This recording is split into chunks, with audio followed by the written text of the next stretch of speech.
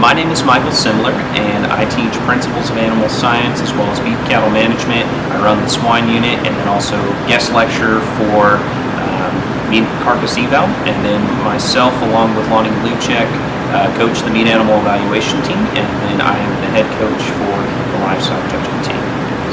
And been here since the fall of 2022. And a fun fact about me and my wife is that we have two wonderful corgis, Augie and Piper, and they're kind of the big siblings to our daughter, Sophie, who just turned a year. So we're very blessed for having them all in our life. And in terms of advice, I would say that, we've been blessed, or in my life I've been blessed with a lot of great figures to follow after, and I can see so far because I stand on the shoulders of giants. And so in our lifetime we've had some pretty remarkable speakers who provide us with inspiration, all the way from Aristotle, who said excellence is a habit, not an act, to Billy Graham and Coach John Wooden, who are more conservative and closer, and inspiration can also come from those that may be a little bit off the beaten path, such as Eminem, or even some different figures. And so I'll tell students that look for inspiration in different places, and don't be afraid of the source, but just really listen to what God is speaking to you. And with that, I'll say that you only have one shot, one opportunity to seize everything you ever wanted. And so go out and capture it.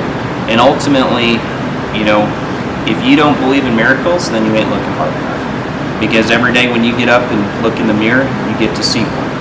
And when you do that, and you look in the mirror and you jump out of bed, you better be hustling and remember that to go out and punch procrastination in the face.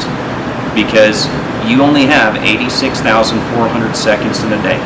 How are you going to utilize them? And you better be utilizing them to build yourself and push others around you in order to glorify God and to expand His kingdom. And ultimately, just remember that fear and doubt are kind of like a fart in the wind, annoying and loud, but ultimately they only have the power they can give. And when you cross this final finish line in college, remember that when you go across that line and complete your degree, that you should be tired and breathless, maybe a little insane and sweaty, but with the ability to look back and laugh and say, man, that was a blast. And if you do that in college, and you continue that on through life, then when you go and cross that final finish line, you'll be able to look at your Maker in the face and say, I made a lot of mistakes, I failed a lot, but I did my best. And by His grace alone, hopefully He'll look down at you and say, my good and faithful servant, that is the test.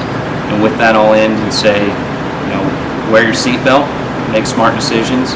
God bless, and go Buffs.